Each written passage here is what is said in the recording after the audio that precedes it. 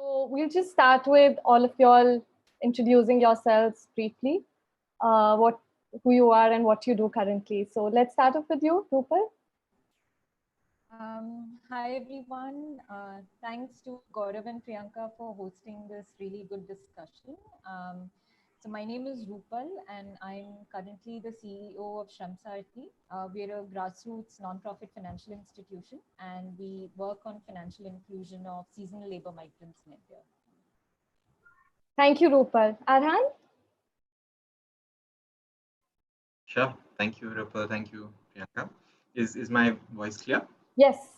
Great. So my name is Arhan. I'm currently taking this call from Bangalore, but call Pune home. That's where family is. And I'm currently in the process of initiating an organization. It's a new initiative with a couple of friends. It's called CollabX. And the goal is to explore experiments in collaboration with a range of different organizations. And I'm also serving as a consultant with two other organizations. One is Reap Benefit, and the other is the Indian School of Democracy. So that's just me in a nutshell right now. It's wonderful to be here with all of you this evening. Thank you, Arhan. Vivek? Hello, everyone. Hope everyone is doing well. My name is Vivek. I work with Shamtale. We work mostly in the areas of learning, governance, and well-being. I am a theater enthusiast and enjoy any conversation which has some element of humor. And I'm really looking forward to this evening. Thank you, Vivek. Gaurav?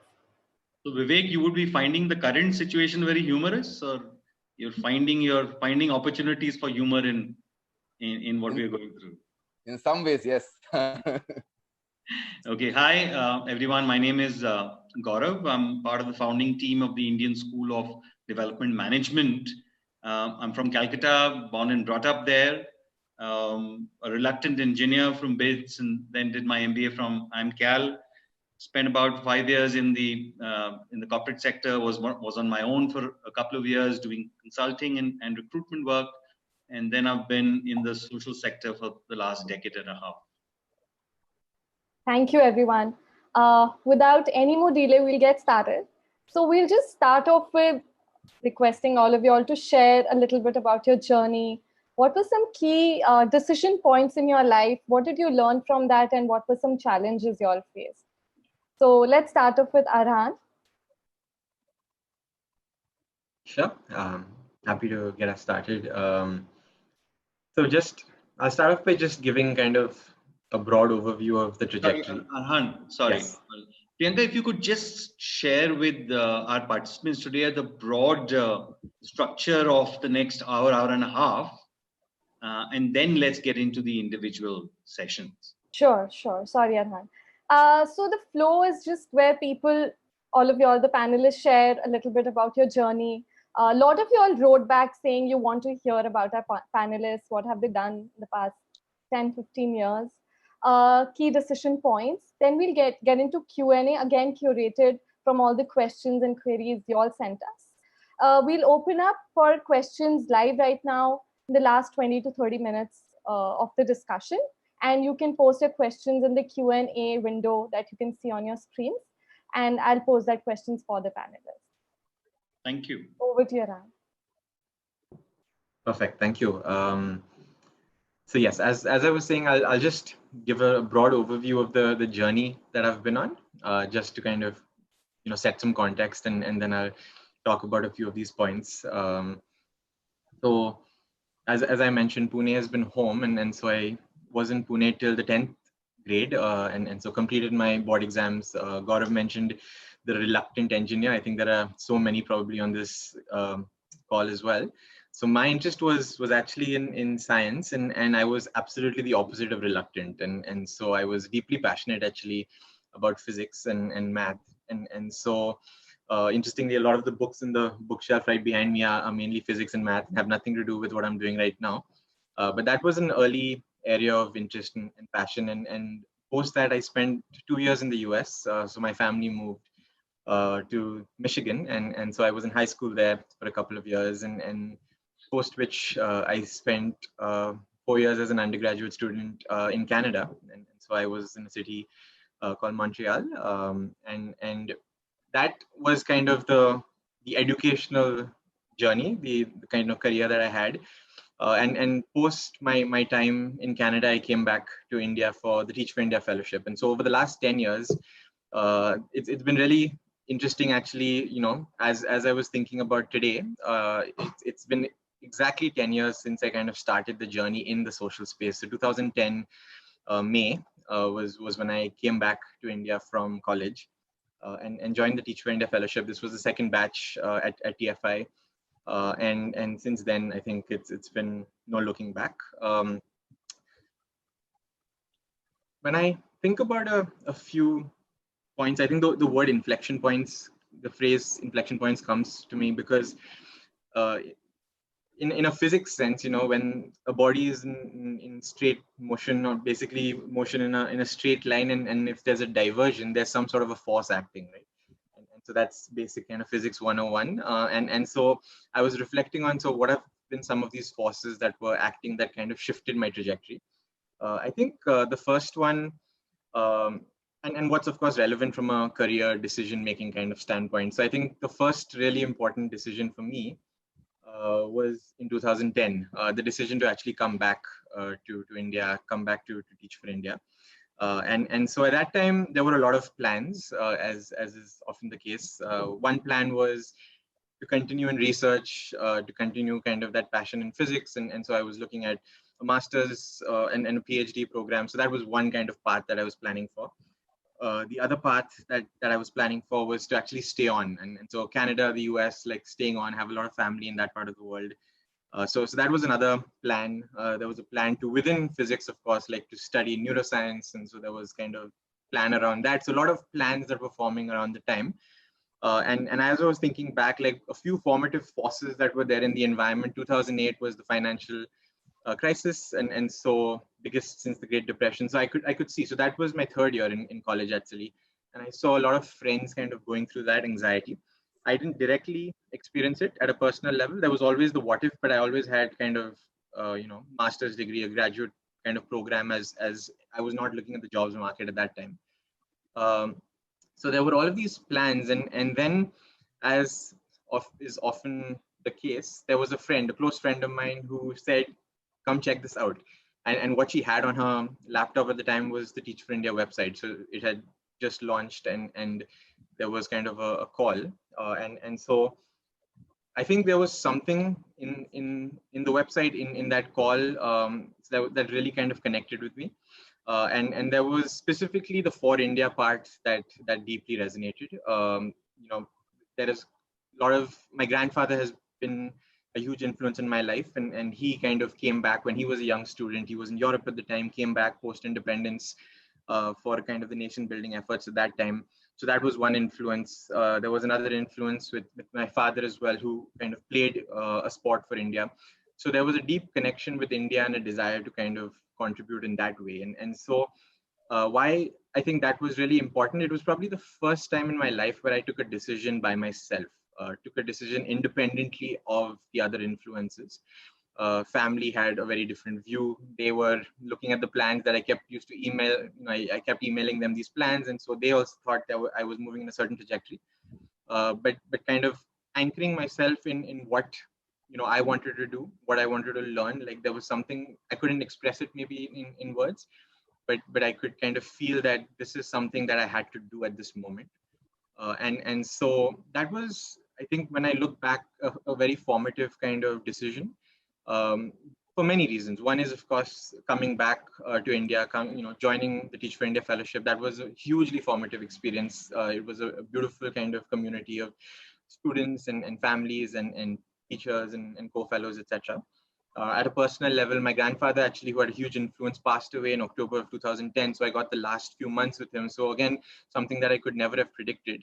There was an opportunity to be by his side during those days. So there were all of these things, I think, that were very formative. But what I think was very important was just anchoring myself in who I was, what I wanted to do. That was very formative for me.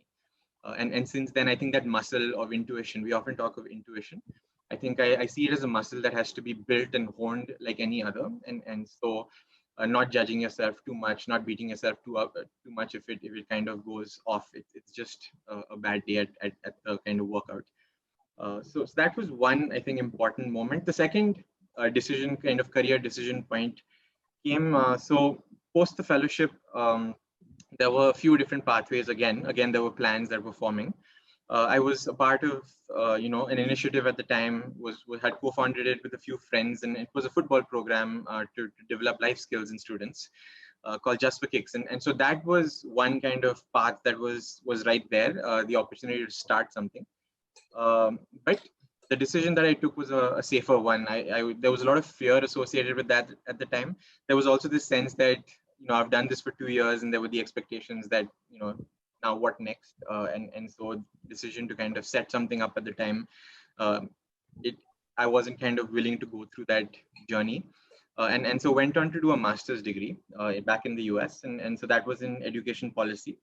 The decision to go actually wasn't the formative one. It was a decision to again come back to India. This was in 2013.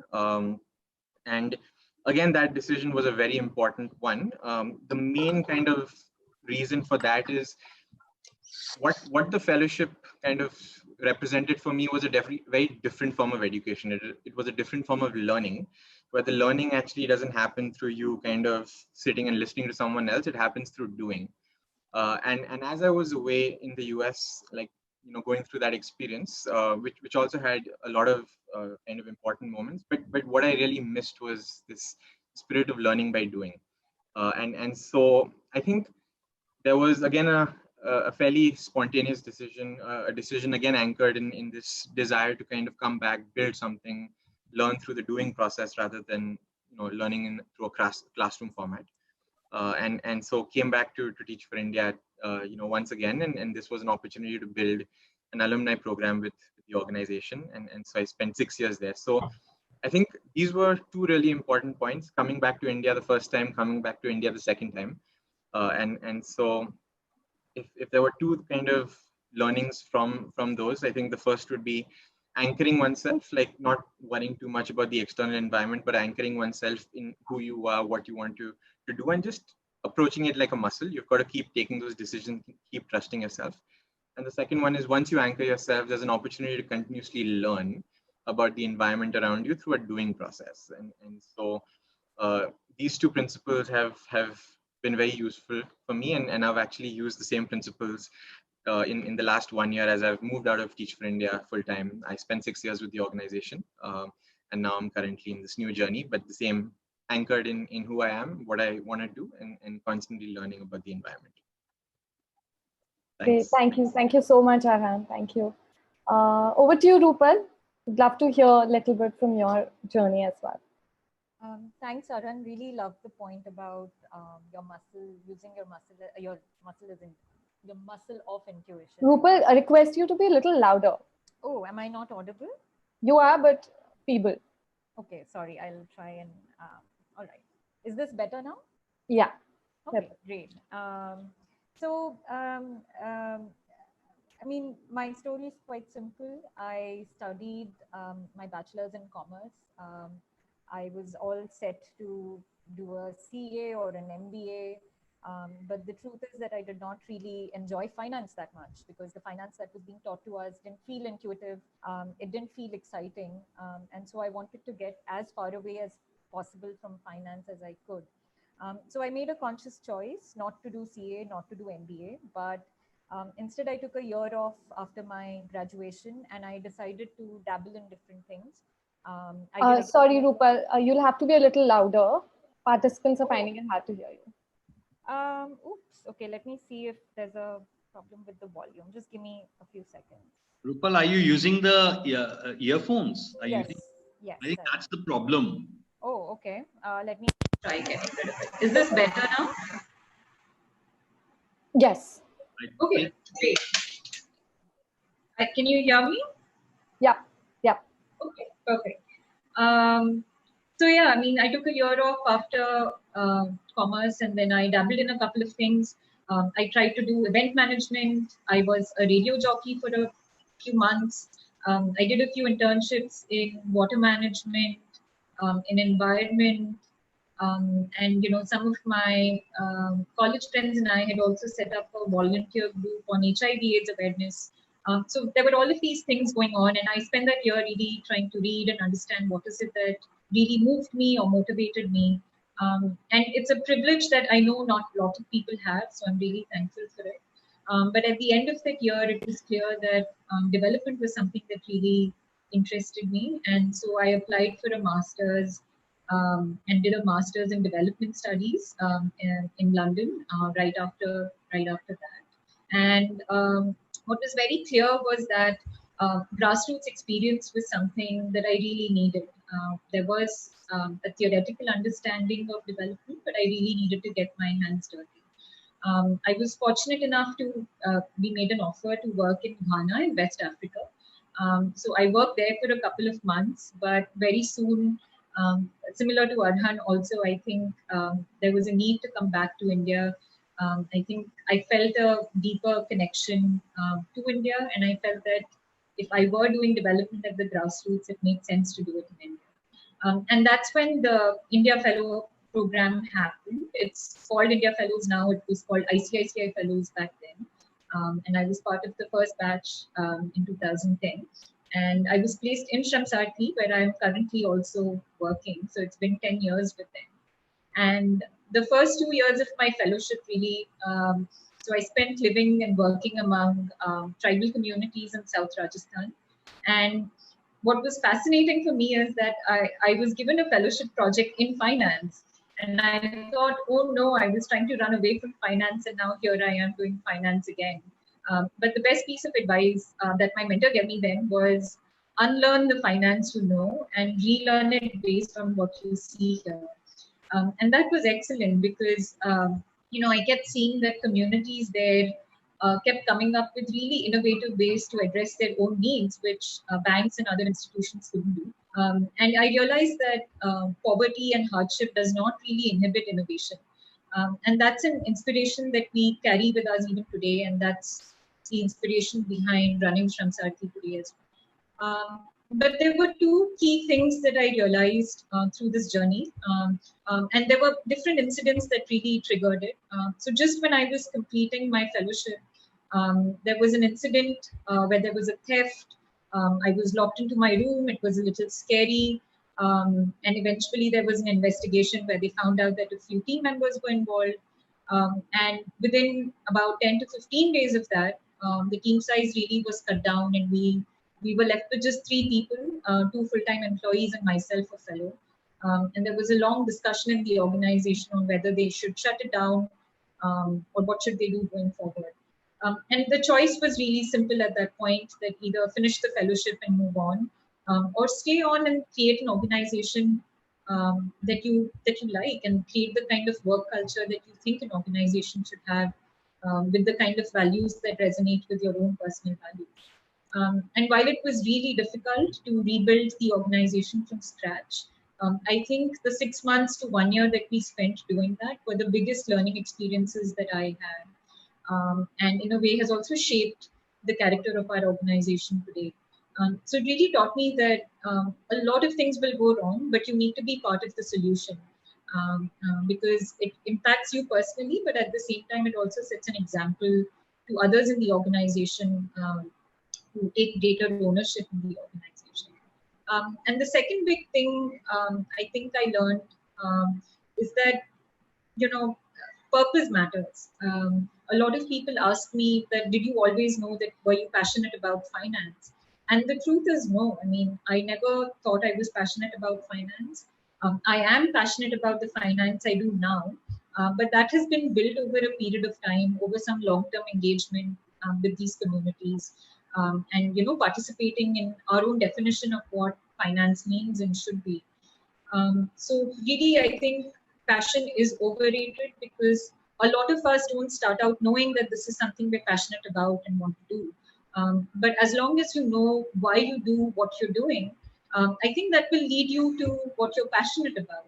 And it's also not true that you need to have one single passion. You can be passionate about multiple things, and choose to focus your energies on one or two of them. So yeah, long-term engagement, building skills in a particular subject, having a lot of community immersion. I think those are things that contribute to passion, and all of that really stems from your why and your purpose. So it's been a great 10 years, and yeah, I'm happy to answer any questions. Thanks. Thank you, Rupal. Let's hear from you, Gaurav, about your journey, key decision points, etc. You're on mute, Gaurav. Yeah. Thanks, Priyanka. Thanks, Rupal, Arhan. It's truly inspirational just listening to your journeys. So I shared part of my journey earlier. As I said, I was a reluctant engineer, and then I went on and did my MBA from IIM 2003 is when I graduated from IIM Calcutta, and the world was just recovering, had not yet fully recovered from the IT recession. And 2002 was a very, very bad year, and 2003 was not much better. Post that, I worked in organizations like P&G, American Express, Hay Group for about 4 to 5 years.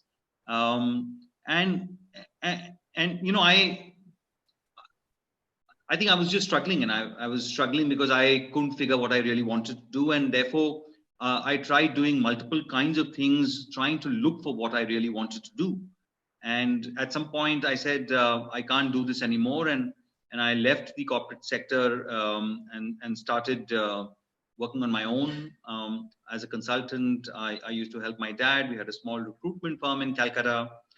And then that's how I entered the social sector. 2009 is when I started doing my first project in the social sector in microfinance, Rupal, and in Hyderabad with an organization called Spandana.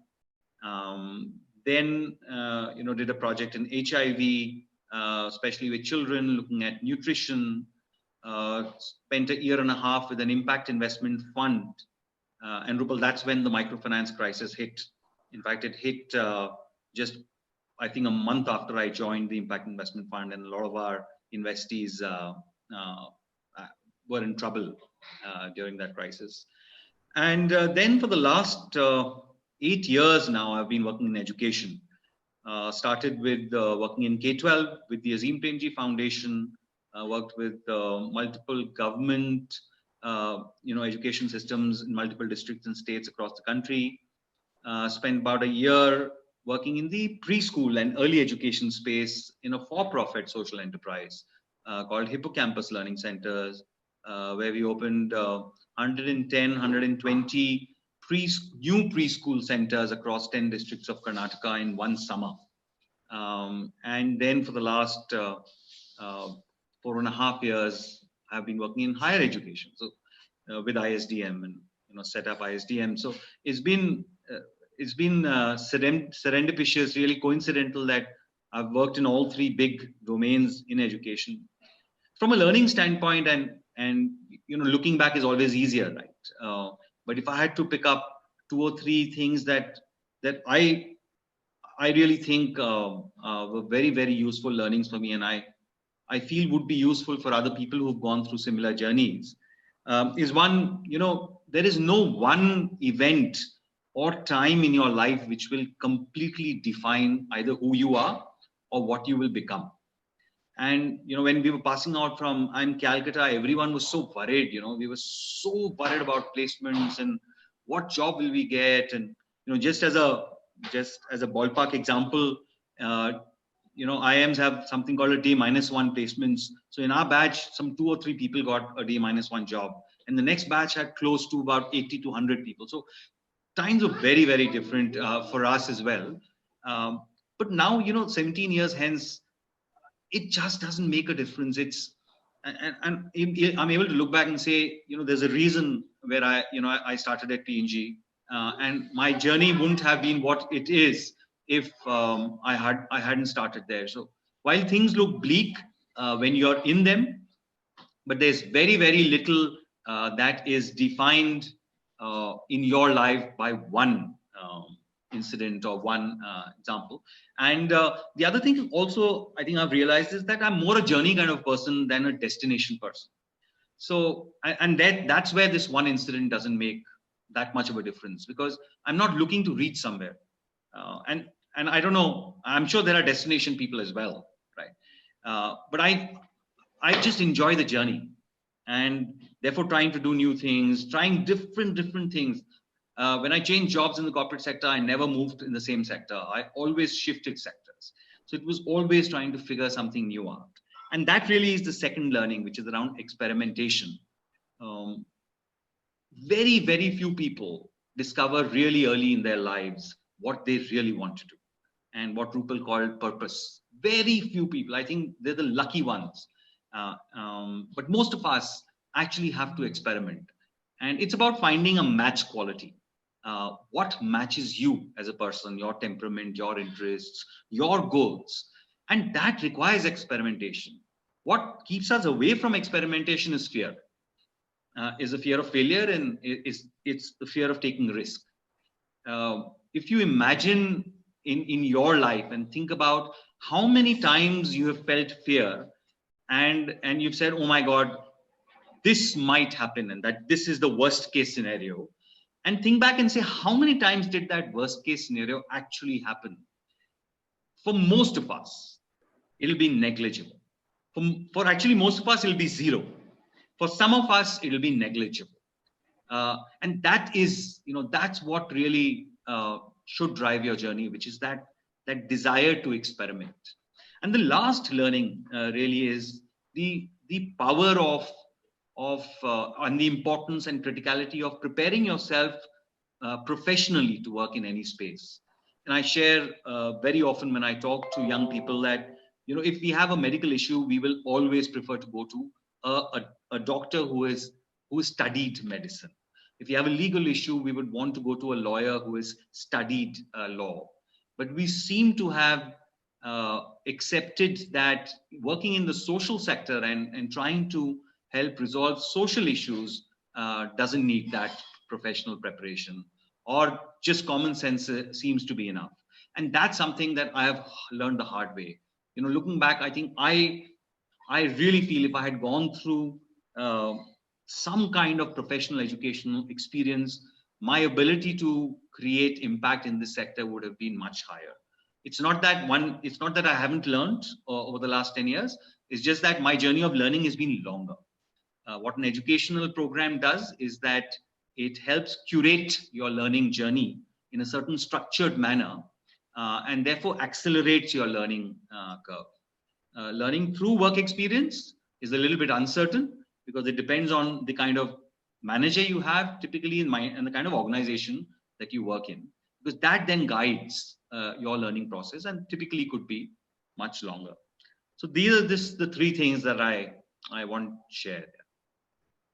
Thank you so much, Gaurav.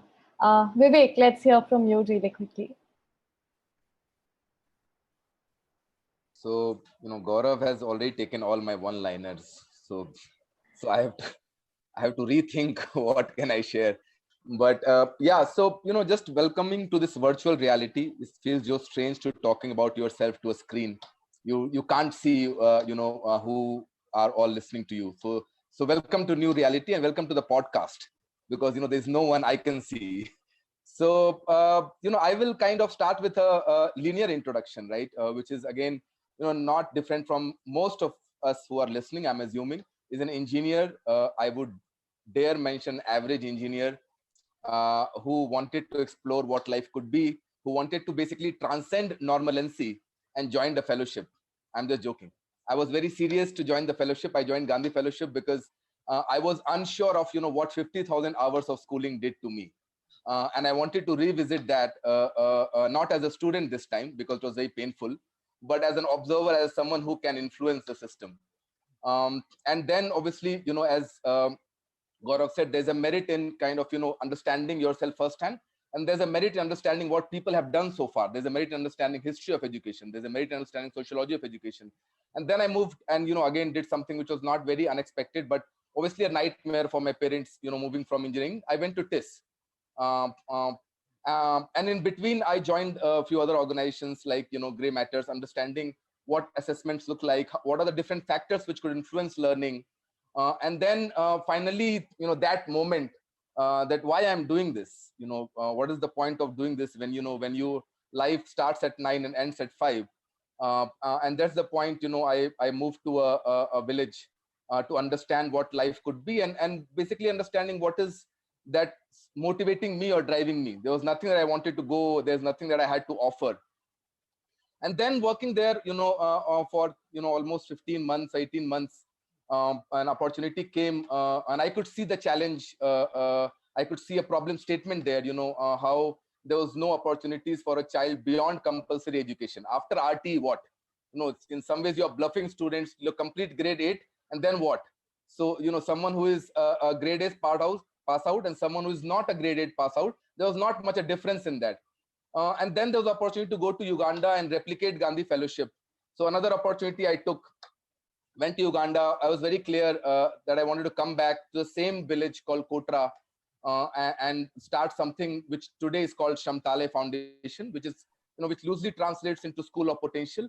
How to kind of build creative confidence, how to build entrepreneurial mindset in education, how to really focus on the inner well-being of a person, how to really kind of transcend that journey as well, and how it is so important to start that early. Because I've been always struggling that and I am not sure if I should say this on record, that after doing 18 years of schooling, which is close to 50,000 hours, then doing an engineering, then doing a master's, and then you need a fellowship to understand who you want to be and what you want to do. And even that's not enough, right, Gaurav? Because then we need ISDM. So so where does that end, right? Why not kind of really shorten the schooling time? Because that doesn't seem to serve the purpose. We should reach ISDM a lot earlier than we are reaching right now. Maybe let's say in early 20s, and then we can have more time to experiment and take those risks, right? Because our muscles to take risk, really kind of starts. They have a shelf life after 40, 50, 60s. There are not many exceptions. There are exceptions. So that's one linear thing. Engineer, TIS, went to Uganda, came back and started a non-profit. So this is what has happened. Now, everything that I'm going to say right now is in hindsight. It's a story. I can only say these things when I'm thinking, looking back. So my real struggle was against mediocrity. So I have been a mediocre filmmaker. I have been a mediocre, stand-up comedian. I have been a mediocre photographer. I have been a mediocre engineer. I have been a mediocre son, and the list goes on, right? A mediocre partner, everything. And I kind of reflected that, what is that leads to this? And again, I will come back. I love school as an institution, but I do feel that there needs to be a radical shift in how schooling happens at this point in time. Is that despite spending 80, almost 50,000 hours, there is no real conversation that happens with a child. Like, what is that you want to do? And most of the things that I've learned, and which I think most of us will resonate, is while selling a Coca-Cola. And if people, you are aware, of Bihar and Jamshedpur, they have huge pandals during Durga Puja, and you have to sell Coca-Cola. My Jijaji used to sell that. The kind of negotiation skills that you learn, I'm sure you will get words for that in IM college, but exactly the skills and those muscles are built at that point in time. Moving from selling Coca-Cola to selling a boiled egg, because in Gandhi Fellowship we have a slum immersion, and you're not allowed to take or keep money to survive. Those kind of things, generally you only get when you are kind of doing things which you have not planned for. And what Arhan said, building muscles for ambiguity. So all of the things that I've done in my life is in some ways have been to avoid mediocrity. And the only way to do for someone who's coming from humble background, doesn't have lot of inheritance, is to take risk. There is no other and risk also, I'm saying right now, it was a choice, a forced choice, rather than going and spending all the day sitting on a chair and having a behavioral arthritis and also physical arthritis. It was easier to go and do a fellowship where you at least you are being seen, right? I would have not been seen in the other world. So there is no sacrifice. I want to be very clear. There's nothing that I have sacrificed. I've left a high-paying job. Everything I did was with the intention to be seen, and that allowed me to take risk. And everything I'm going to do in my life is with intention to build the muscles for ambiguity. Because we can talk about uncertainty, we can talk about taking risk, we can talk about doing colleges, we can talk about going to top institutions, but what most of institution does outside the classroom is building muscles for ambiguity, building muscles for uncertainty. When a Gandhi Fellowship sends you to a slum, they are doing exactly that. When an ISDM sends you to a Bhopal or you know, a village in Bhilwara, because I know few of the ISDM people, they have gone, is building muscles for ambiguity. When a Teach for India does a Be a Change project, it's building muscles for ambiguity. So I think that's what fellowship does, or that's what these opportunities does to you. And to be honest, you know, what we are going to discuss, you know, moving forward, that, you know, we have survived Black Death, where there was no technology. We have survived that pandemic. Corona will definitely survive. When we had no idea of, you know, how does the genome of that disease look like, we kind of figured out the genome in 2 weeks. So what all I did was to building muscles for ambiguity, and what Arhan said, building muscles for intuition. It doesn't come overnight, or it doesn't come by watching something on television or a TED talk, or this kind of talk that we are part of. You know, I keep saying to, you know, people I interact, the utility of this, you know, webinar is understanding the futility of this webinar. Thank you. I was conscious of time, so I was quick. Sorry. Thank you so much, Vivek. And thank you, everyone. I think what all you shared has been really, really insightful. Just a quick request to all the participants, please keep your questions flowing in the Q&A window that you can see on your screens, and we'll open up time for those questions towards the end. We'll move on to the next segment and just hear from some of you on what do you think the post-corona time in the social sector look like? What kind of effects are we going to see? So probably let's just start off with Rupal sharing her views on this. Sure. Thanks, Priyanka, for that question. I know a lot of the participants did put that question up, that what will the world look like? Taking a cue from Vivek's point, I think number one, of course, there's only so much we can expect and predict, so we should be okay with any uncertainty that it brings. But broadly, based on our experience with migration, I think I'm a lot more hopeful about how things will be, because this pandemic in a way has brought a lot of invisible issues and a lot of invisible communities to light. Not many people knew that there are so many migrants in their cities, and now suddenly we're seeing them walking back to their villages, enduring really poor systems in cities. And I feel that these are, even though it's taken a disaster to bring this to light, I'm hopeful that we will see some broad changes as far as that is concerned. I know a lot of you ask questions on careers also post-COVID, and what is it that we'll see there. My own feeling is that rebuilding livelihoods for a lot of communities is going to be very popular. Right now, even we don't have an answer as to what that entails. But a lot of people will face significant loss of income, and we have to think of ways to actually restore that income. And this is across sectors. So a lot of work happening there. And what we're also hearing from people that we work with is that migrants are very traumatized right now. Not a lot of them want to go back to cities right away. So there's a lot of thrust on agriculture. And there's a push to actually make agriculture more productive. So lots of opportunities there as well.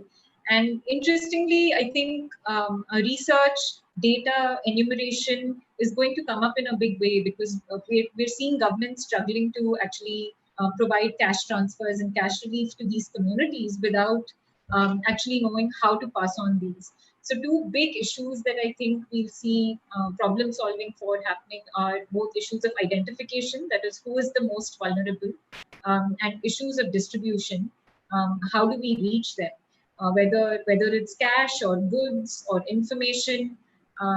But broadly, I see a lot of trend towards addressing issues of both identification and distribution. Great, thank you, Rupal. Gaurav, let's hear from you. What are your thoughts on post-COVID times in terms of the social sector? So, in general, I think society has got a jolt. We've been living in a certain manner, and I think suddenly I think many people have been telling us that we're not living right.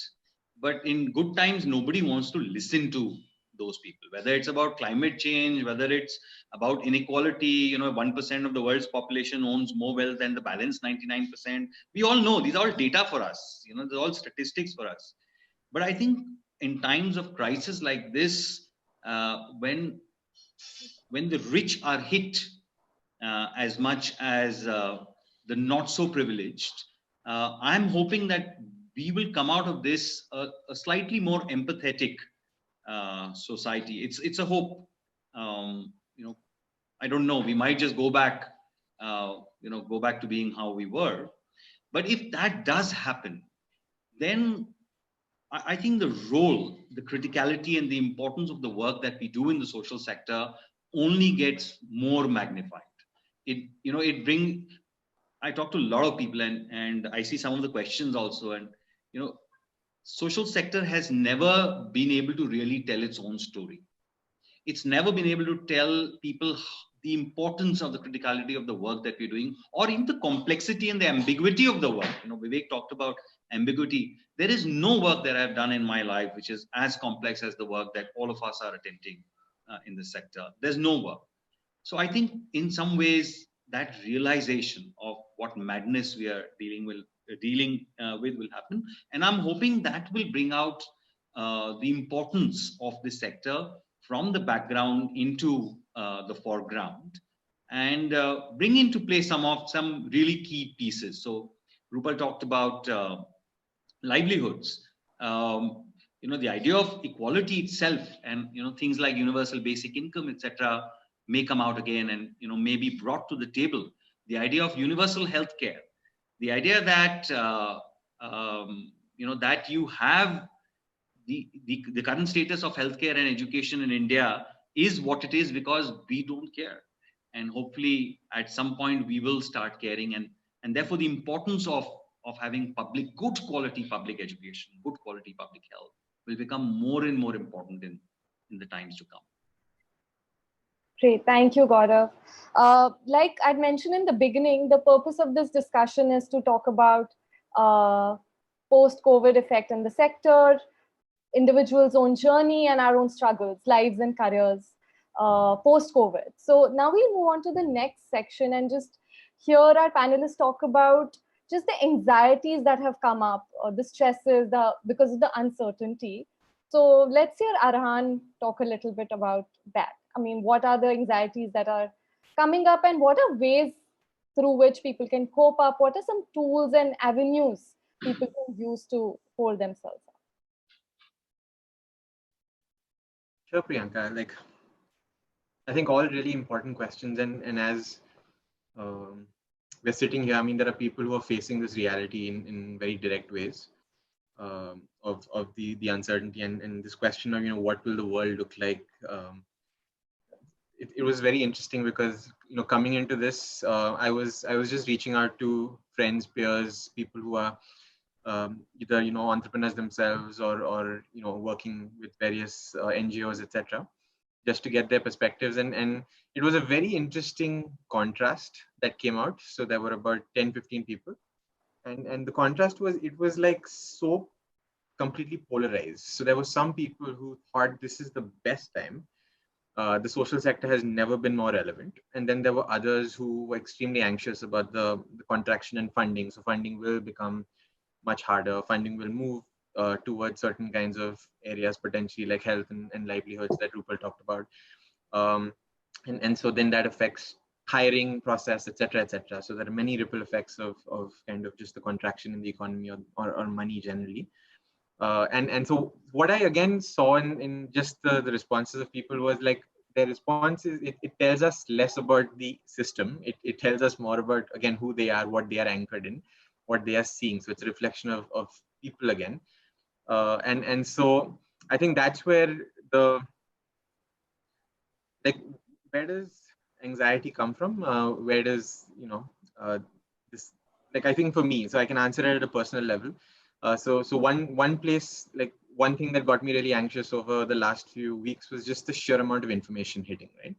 And so just the constant kind of information coming through phone, coming through social media channels, coming through people, the desire to know more and more about the crisis, the desire to know more and more about fixes and solutions. So this constant kind of need and desire to know more about something. So again, there's an assumption that with additional knowledge will come clarity. But in my experience, clarity doesn't come from knowing purely. Like it's. I think Gaurav used the word fit. So for me, it's a fit between, again, what are you listening to, what is emerging right now? Can you kind of see what that is? And again, it has to fit in with what you are willing to kind of put yourself, like the risks you're willing to take, etc. And so it's a very personal thing. So like a few things that people are anxious about. The organizations, many organizations have paused hiring, say, or they're kind of reducing the number of roles that they're hiring for. So the nature of roles might change. So certain types of roles, for example, more like core roles that are very important for an organization's program to even survive, like those types of operations or program roles will become really important. And maybe some of the backbone roles in an organization, some of the more innovation sides, the experimental kind of things will be cut off. So that could be one type of change. Another type of shift could, again, just bringing in an organizational lens, like organizations will have to probably adapt their programs themselves, and they'll have to embrace technology and digital in bigger ways. And then so people then who are very comfortable moving into that will be important. There might be shifts that will happen with, again, like responding. So for example, if an organization works with young children, then you might have to start thinking about the families of these children, and are they safe, are they secure, do they have basic kind of access to health service, etc. And so organizations might have to kind of, again, connect back to a deeper purpose, like why do they exist versus just a mission technically defined as producing something or delivering some product or service. So I think flexibility, adaptability, like these qualities are going to become really important. But I think with respect to anxiety, there are, I'm a big believer in again building these muscles. These are habits, these are routines that build, not in response to any crisis. One crisis will come, it'll go, another will come. Like I think someone said it really nice, like around every corner right now in the 21st century, there seems to be a crisis that is just waiting to kind of explode.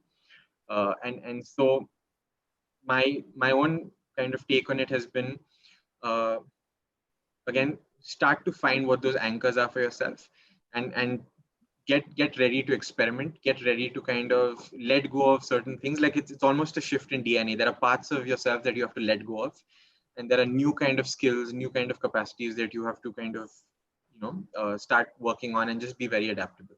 So that's just a few things that are coming top of mind. Thank you, Arhan. Vivek, let's hear from you as well. What are some spaces or tools that people could leverage at this point of time to kind of deal with the anxieties, the stresses that are emerging? Thank you.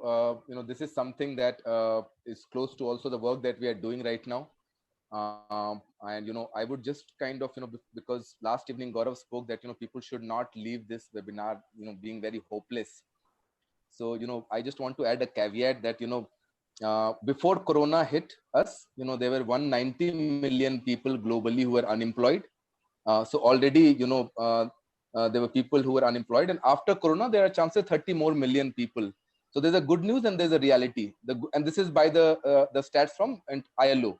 The good news is that there are very less chances of people who are on this webinar being unemployed, and the reality is that there are very high chances of people who are daily wage workers. That 30 million mostly would be them.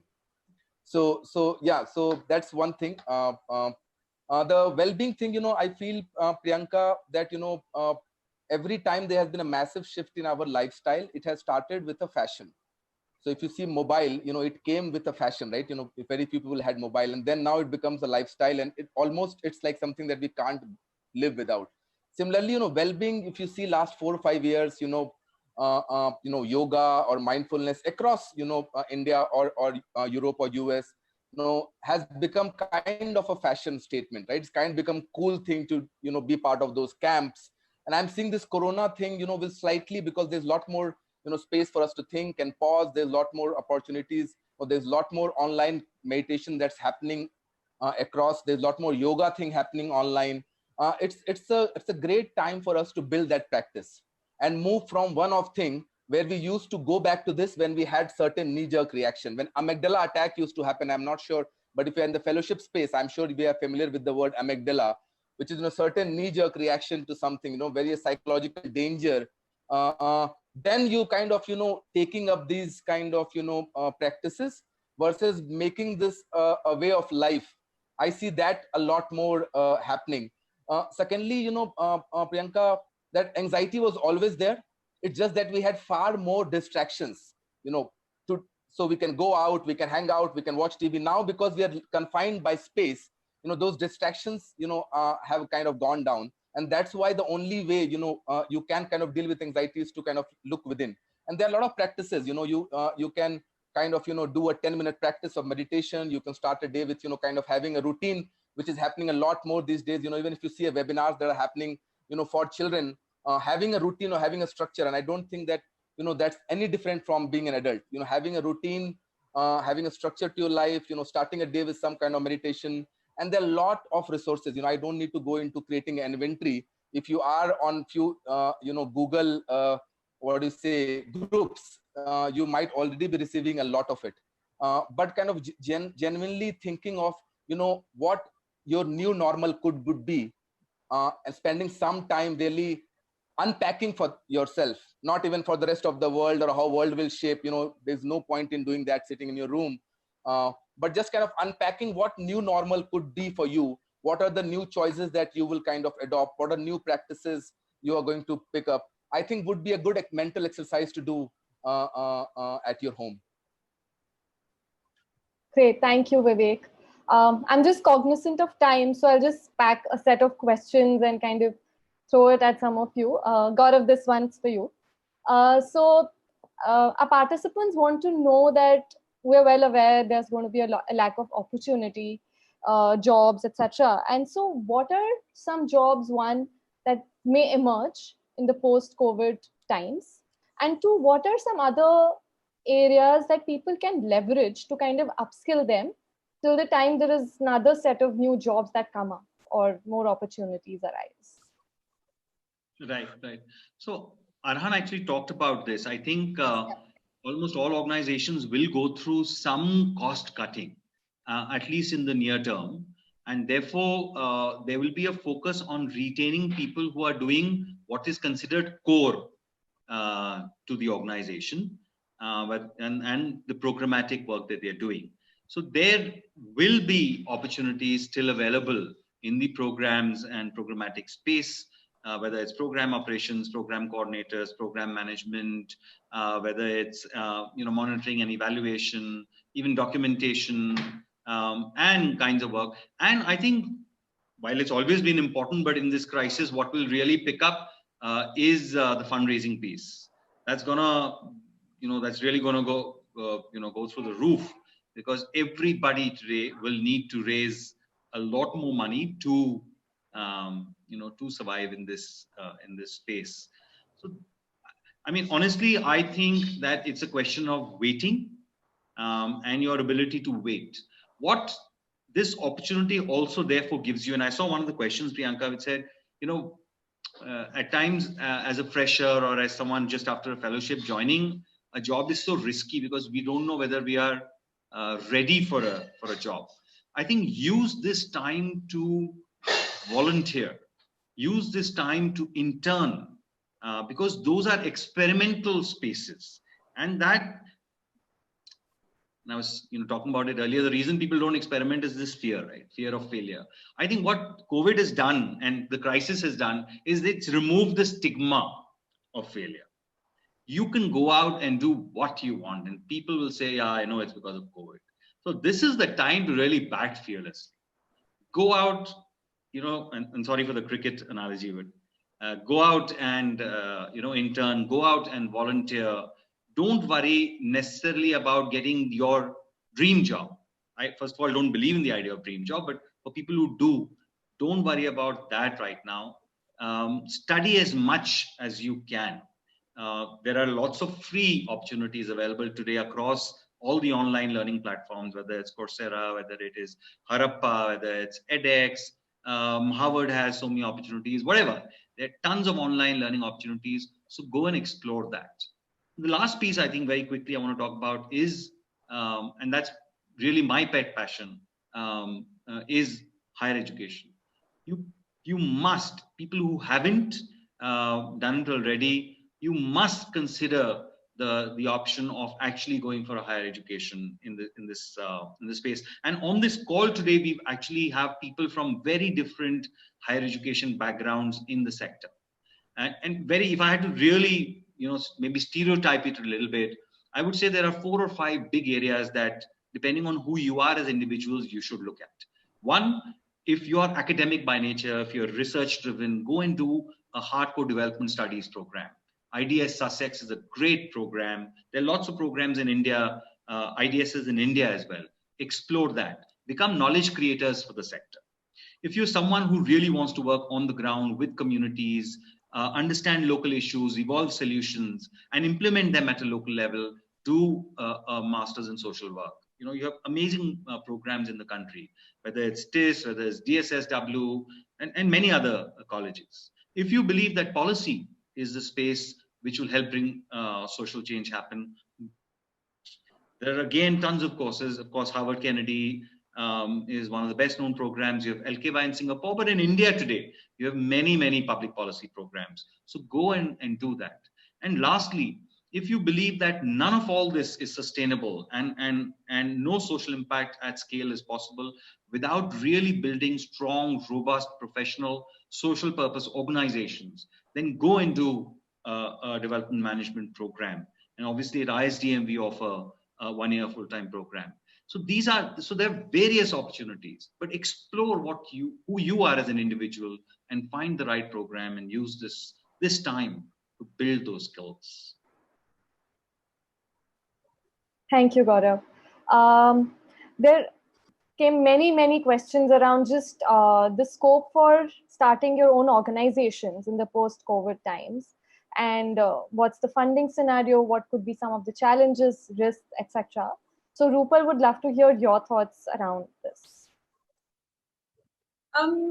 Yes, as far as starting one's own enterprise is concerned, of course, I would say I'm assuming that you already have an idea and that you've already thought through it and whether or not there is a demand for it.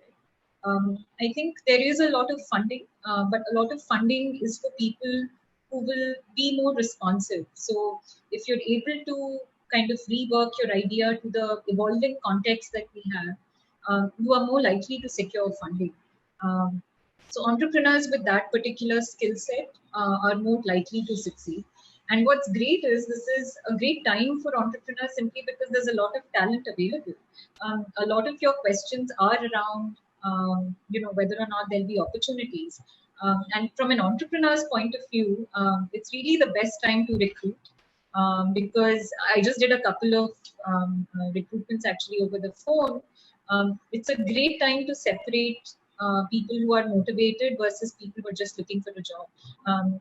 So excellent times for recruitment, lots of people are available. So as far as entrepreneurs are concerned, I think that's a great opportunity.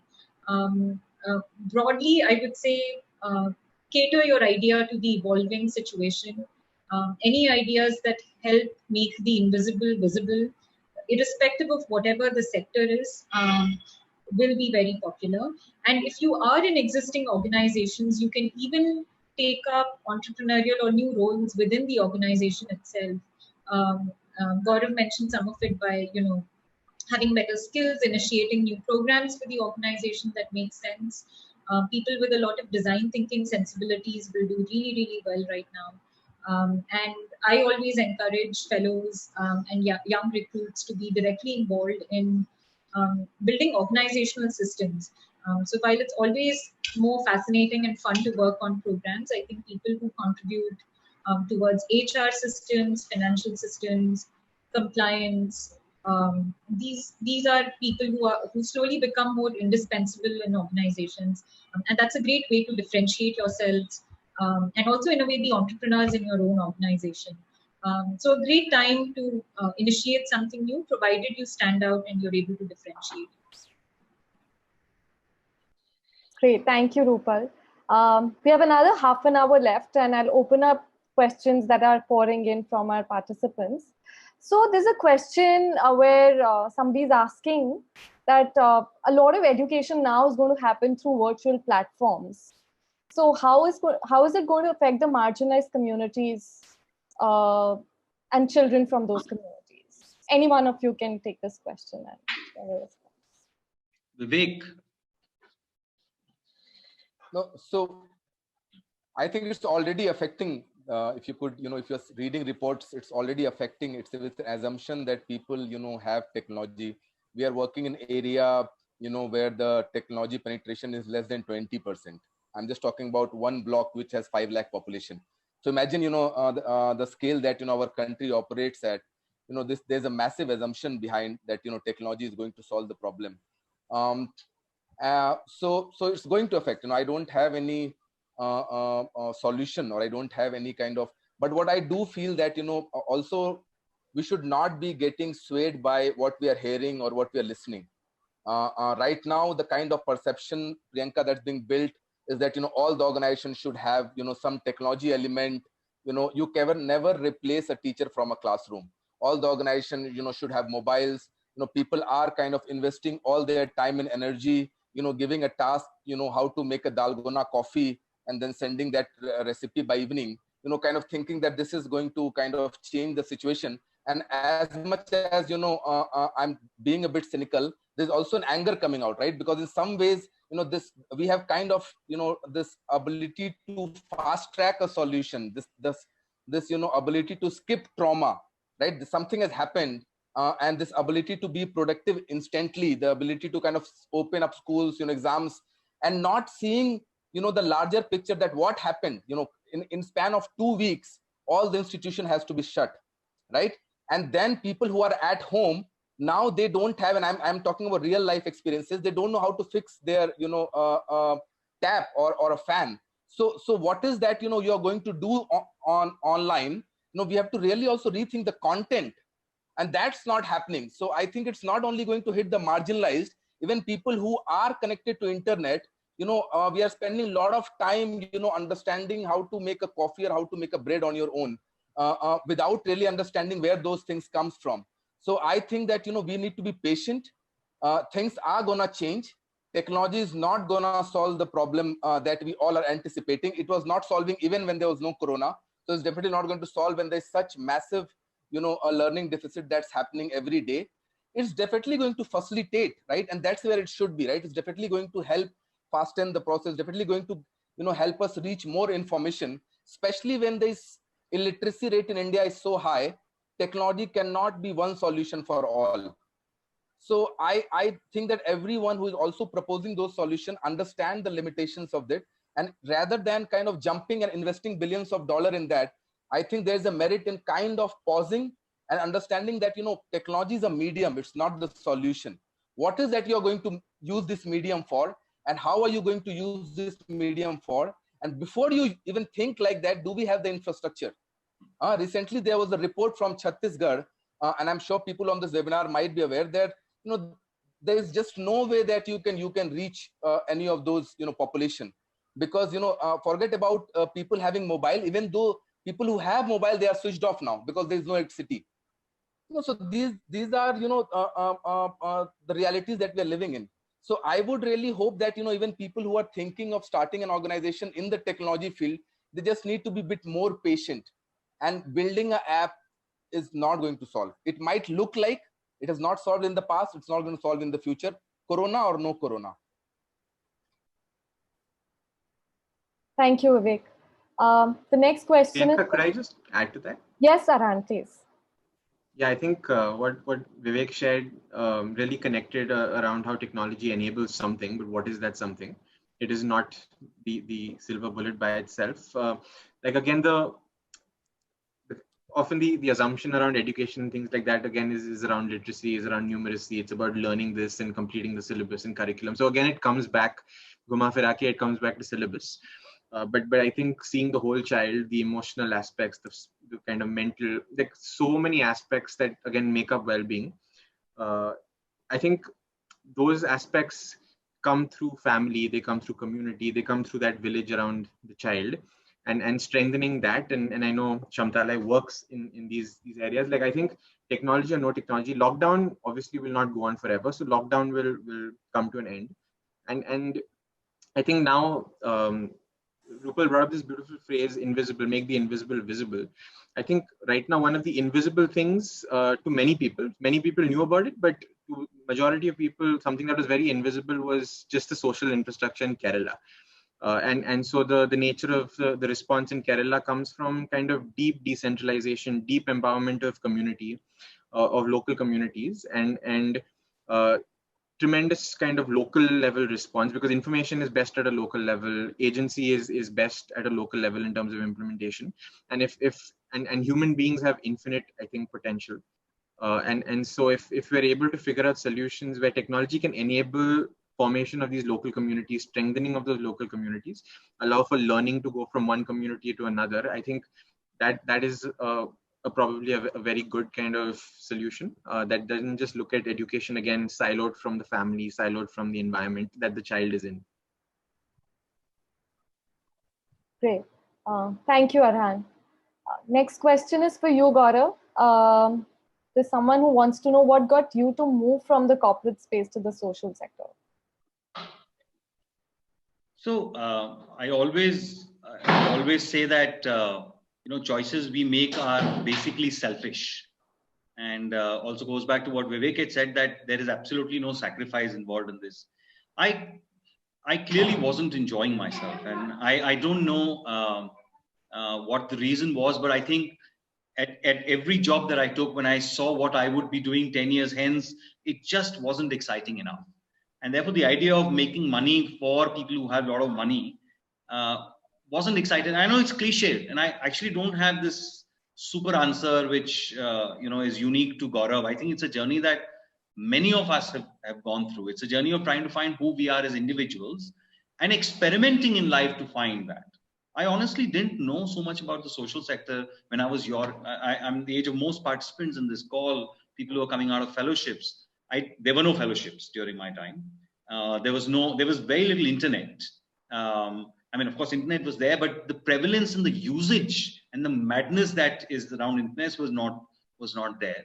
So it's not that I made a conscious choice that I really want to work in the sector. It was the choice of trying to find what would possibly give me more satisfaction, which led to experimentation, which finally led to work in the sector, which finally led to me staying. And that's a choice actually that you need to make, that at some point you will find something which fits. David Epstein has written a book called Range, where he talks about the fact that you don't need to specialize so early in life. In fact, people who specialize very, very early in life have much more difficulty in applying generalizable principles to unknown and uncertain situations. People who do tons of things in their life before actually arriving at what they want to do have a higher skill set of applying generalizable principles to uncertain situations. So don't worry about that. Keep experimenting, and if social space is the space for you, I think you'll finally come around to it. I just need to add one line to what Gaurav said. Keep experimenting. Again, it's about giving hope, Gaurav. Because I also don't want to leave people hopeless. Is that when everything is going wrong, your chances of doing wrong less is higher. So if there's been any better time to experiment, this is the time. Everyone will give you benefit of doubt. Yeah, absolutely. Okay. Thank you, Gaurav and Vivek. Another specific question, and parts of it you all have already talked about, but I'll explore it again. So what are some puzzle pieces or parts of the social sector that may be of priority post the COVID era? And what are some spaces that may take a hit? Arhan, do you want to take this? I could give again. I don't know. That's the short.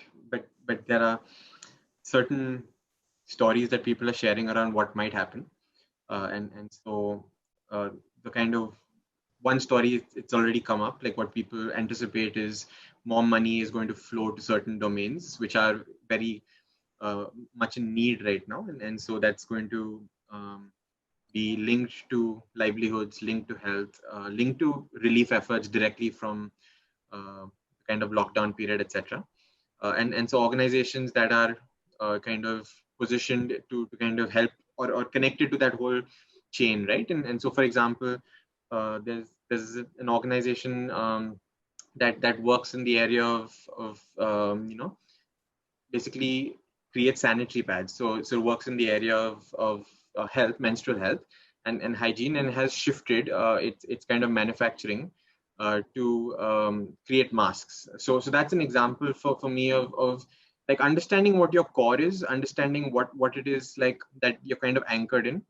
So if the purpose is to improve the lives of people, then you can kind of shift your operations in a way to respond. And so I think more than thinking of domains, like thinking of like health versus education versus this puzzle piece versus that puzzle piece, I would say right now is not that might not be the way at least I would have thought about it. I would think of horizontals that are kind of the generalist kind of skill sets that apply across domains, to Gaurav's point. And so what are things that apply across puzzle pieces, right? And so skills of monitoring and evaluation apply, skills of research, skills, general managerial skills of building teams, etc., etc., project management.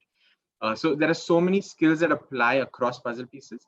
And so now might be a good time to think about what do I have, what do I bring to the table when it comes to these cross-cutting pieces, versus going deep into one domain, because another crisis will come in the future, and again there'll be a shift in attention. Right now it's health, sometime climate and sustainability. Again, these are crises around the corner. So that's the approach. Like look for like change is the only constant, but the kind of just flipping it, like there are certain things that according to me will stay like sacrosanct no matter what happens, and that comes with community building, that comes with building this leadership that can kind of deal with disruption, deal with uncertainty, building the kind of learning processes that develop the whole child. Like these are things like somewhere I don't see them ever going away, and so focusing on those things that will stay constant. Great. Thank you so much, Arhan. Gaurav, there's a request for you. If you can elaborate on the higher study opportunities and what are some career options post each of those programs. I know you already talked about it, but if you could elaborate a little more on each of those. Okay. So I talked about 4 specific areas of work. So, for example, post the development studies program, if you're looking at technical, academic, research careers, there are tons of think tanks today in the country. There are tons of research organizations who are continuously trying to create new knowledge for the social sector. And therefore, that's a great place to be. For social work, I think it's fairly well understood. There are, that in fact, social work has been the most identified part of the social sector, is actually working on the ground with communities on programs. So, careers around programs, whether that's, program management, whether that's program design, whether it's program implementation, whether it's monitoring and evaluation, impact evaluation, whether it's documentation. So a lot of work around this. If you look at public policy, while public policy actually academic become quite popular and is something that a lot of young people aspire to do, from an India standpoint and a careers in India standpoint, and that's my viewpoint. I might be wrong. I don't know of too many well-defined career paths for public policy analysts. There might be some organizations where you can actually go and do a public policy role in work. A lot of this actually is starting to come out as political consultancies and political analysis and analyst kind of roles. But a lot of public policy folks actually go into programmatic roles. A lot of public policy folks go into consulting roles, working in social sector consulting organizations. And lastly, the management piece. And really, there are tons of different kinds of roles that are now coming out. And as the sector is also starting to realize the importance of relevant management, not any management, but relevant management. So you need more and more people who understand the social sector, who understand the idea of development, who are able to look at social issues and solutions from a systems thinking lens, who understand themselves. And Vivek talked so much about the fact that we've gone through thousands of hours of schooling and we don't understand who we are as individuals. So we require programs which take you through that journey where you understand who you are and understand what your values are, which are non-negotiable. And on the basis of some foundations like this, you need people who can build social purpose organizations. So whether it's roles on strategy and planning, whether it's roles on communication, behavior change, roles on organization building, which is around the entire people piece, whether it's roles on compliance, financial, roles, or roles around managing, M&E, roles around CSR today, roles around donor management, fundraising, so on partnerships and collaborations, increasingly important today in the world. We've realized we can't change the world on our own. We've realized even individual organizations cannot change the world. So how do we work together? So there are tons of opportunities available across all of these different possible career options in the social sector. And today the sector is grown so much in diversity that I'm confident that each one of you all will find your own sweet spot. And there are so many things that one can do in this space that you'll find a space where you will feel comfortable. Maybe 20 years ago that was not true, but today I think those opportunities definitely exist. Great. Thank you so much, Gaurav. I think with this, we'll just move to the closing, and I'll request all the panelists to share their last thoughts with the attendees and any last words you want to share with people for some hope.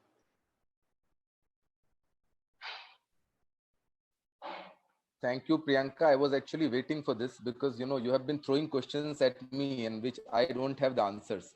So let me share what I know, which comes from the work that we do. I have been really trying to find where is Elon Musk. I thought he has all the solutions, lekin kahin dikh nahi raha. I have not been able to find where he is. I have not been able to see his articles these days. That brings me the point that this fascination for technology, and I'm a big believer in technology, but this bubble, everyone doesn't need to be a blockchain specialist. Aapke organization mein ek aa gaya, that's enough. Everyone doesn't need to know machine learning. One aa gaya, enough. So technology will never create job. It will only take away, right? So then we need to kind of build muscles jahan pe scale mein zarurat hai. And the point I'm trying to drive, if you look at India, we have not been able to make people wear helmets. Almost 30-35 saal ho gaye. And wearing helmet doesn't have a political motivation, doesn't need a religious motivation. It's a motivation to save yourself. So ek chota sa behavioral change, we have not been able to do that at scale, right? Bearing few cities, aaj bhi log helmet nahi pehante hain. Now with mask coming as a mandatory thing, everyone has to wear a mask. Large scale behavioral change is a place where you should be. So everyone on this webinar should feel very safe of a job, because I understand that people in Gandhi Fellowship Teach for India, what they do most of the time, or ISDM, is understanding behavior, building authentic relationship, understanding communities, understanding what brings change there at system level, unpacking Gram Sabha. So I think, and that requires people at scale. If I just talk about one block, which has a population of 5 lakh, SDM ho gaya, collector ho gaya, sarpanch ho gaya, they are asking, yaar, how to put people in quarantine. They are looking for community-based organization. Tell us, how do we convince that they should quarantine themselves? How do we ensure that they should wear mask? And this is no technology can do. This can only be done by people who understand emotion, by people who understand, what actually motivates people. And those are, thing that comes over practice. You cannot overnight do that. And you require people at scale. Country of 1.5 billion. So the industry which is going to flourish after this is the industry of large-scale behavioral change. And we are fortunate that we have not been able to find a technology which brings about that. So I think, that would be something that I would like to leave this group with, to kind of continue focusing on a lot more on self, understanding how they are connected to the larger system, understanding the nature of relationship with the problem. And I think that will really, keep them going. So if you don't know blockchain well enough, if you know how people can wear masks, you are set. And the last thing that, I would like to kind of bring upon that I don't think there's been ever a better chance to be a self-directed learner. We always learned on our own, and this is the time again we can start learning on our own. So kind of start doing those things which you have not done in the past. So yeah, thank you. Thank you so much, Vivek. Let's hear from others.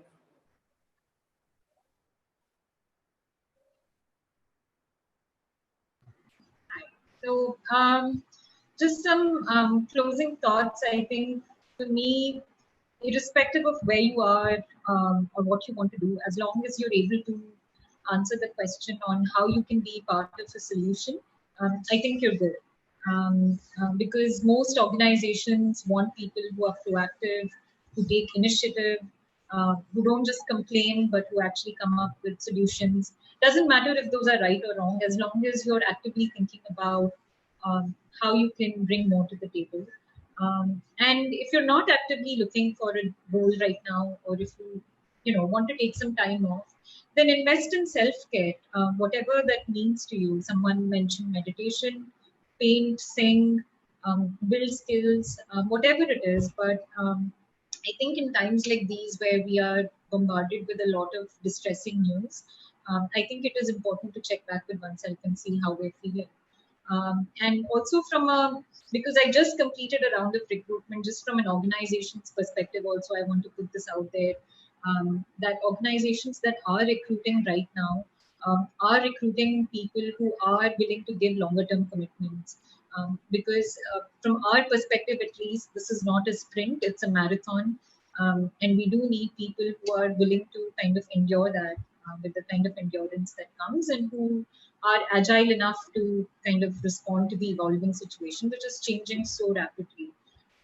So wherever you are, I think as long as you abide by some of these core kind of principles, I think you're good.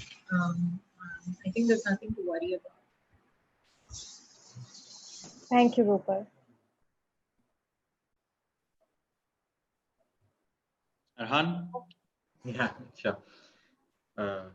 I'm myself taking notes as each person is sharing, because I think we're all in some sense in this together. We're all, I think, facing our own kind of demons, facing our own uncertainties. Like, I think that's what's unique about this current moment. It seems like everyone across like the world, like humanity, is facing this moment of uncertainty, and so it's a deeply shared experience. I think my closing thoughts, wanted to share something that I've been wrestling with, and so I don't know if this might be a popular view or but I think right now, this is possibly the best time to understand one's motivation for doing the work that you want to do, or you've currently been engaged in. And so what I mean there is, like, coming into, so over the last 10 years, one thing I've realized is it's very easy to fool oneself, and so I was very kind of happy with myself for kind of not, so money wasn't a big value, so I didn't have that ambition to make money, etc. And so, but somewhere along the way I realized that I had replaced money with a word called passion, or a word called purpose. And then I got deeply attached to that, and so it became a lot about my purpose, my passion. And so I think it's very easy to replace something. Why? Because I'm much more comfortable. I'm much more privileged than where my parents were, etc. And so money now has been replaced by something else. And so then I started chasing something else. And so for many years I've been chasing something. But right now I feel connecting with the fundamental spirit of the social sector, which is the spirit of kind of being in service of something, right?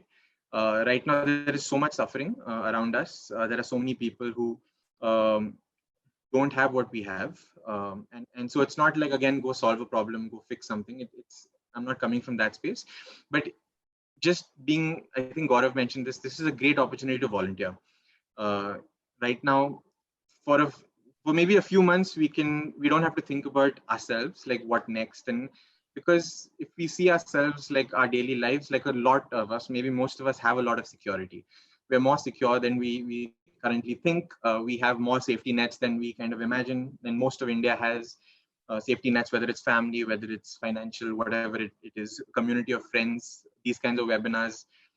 So there is all of this that we have. Maybe this could be an opportunity. Spend the next few months just volunteering, be in service of organizations that really need you, rather than thinking about, because this is an endless cycle, like what next, what do I need to do, how can I find purpose. It becomes a lot about self and less about, I think, the work that you're trying to do. So maybe just an offering, just an invitation to try to explore what that volunteering. So for the next few months, I'm letting go of formal commitments and just stepping into a zone of volunteering and understanding what that spirit is again 10 years after I stepped into the social sector. Great. Thank you so much, Arahan. Gaurav? So I think most of the points have been covered. I think I'm going to leave you with two ideas that are fairly well talked about in the sector. The idea of a fixed mindset or a growth mindset. And I'm going to leave you with that. For people who don't know it, I would request and recommend that you Google it and try and understand it. And I think it's a time that we really need to live and leave this webinar and in general live with a growth mindset. Because I really believe that all of us have tons of opportunities available. It's just a question of time. It's a question of keeping faith. It's a question of believing. There are lots of things that are looking up for all of y'all who are leaving fellowships, maybe leaving study programs today. And the biggest is what I said earlier, and I think Vivek also said, that this time has relieved you of that immense burden of expectation that we place on ourselves and society and our family and friends place on us as well. So go out and I'm going to use the word again, experiment. So there's so many options. If you get a job today, that's great. Go out and do that and be committed to that. If you don't, go out and volunteer. If you don't want to do that, go out and intern. Find organizations and causes that you really care about and tell them, I'm going to be there for you. You don't have to pay me for some time. If money is not an issue, obviously. And do that. That will give you the opportunity to actually learn in a slightly more risk-free environment. Starting jobs right off fellowships or programs adds a lot of expectation on individuals. And this time has almost released a lot of that expectations. And lastly, clearly, you have the option of higher education. So it's not that you don't have options. It's about trying to identify what works for you, looking at things from a growth mindset and making that choice for yourself. Great. Thank you, Gaurav. And thank you, everyone, once again. Big thank you to all the panelists for taking out time, joining us over this conversation. I'm hopeful our participants found this useful. Just take care, everyone. Stay safe, stay well. Vivek has something to add. Yes, Vivek. Gaurav has been giving such amazing advice. I thought, maybe I will share. There's a book called Super, because Gaurav talked about growth mindset and fixed mindset. There's a book called Super Thinking. So before you make a choice, it helps you to make decisions. Understanding your mental model helps you make better decisions. So please, it's a very recent book. You will love it. Please do read Super Thinking. Yeah, that's it. I wanted to just suggest this book because it's very new and have not made reviews, but I found it exceptionally, amazing in terms of understanding my own mental models. Great. Thank you so much, Vivek, for sharing that. Once again, thank you, everyone. Take care. Stay safe. Good night. Thank you, Priyanka, for hosting this. Thank you.